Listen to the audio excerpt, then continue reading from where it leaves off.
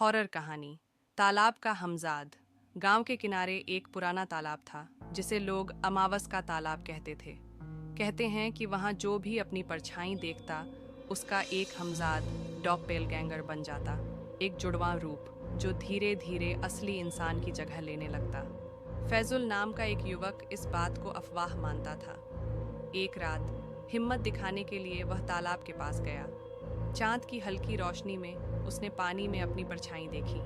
अचानक पानी में हलचल हुई और उसकी परछाई मुस्कुराने लगी, पर उसकी मुस्कान अजीब थी, जैसे वह कुछ छिपा रही हो। अगली सुबह से फैजुल को अजीब अजीब चीजें महसूस होने लगीं।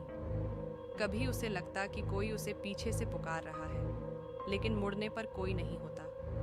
कभी कभी उसे शीशे में अपना ही अक्स थोड़ी देर के लिए मुस्कुराता हुआ दिखता, जबकि उसने कोई भाव नहीं बदला होता। फिर एक रात जब वह कमरे में अकेला था, अचानक बिजली चली गई। अंधेरे में उसने किसी को अपनी ही आवाज़ में फुसफुसाते सुना, अब बहुत देर हो गई है।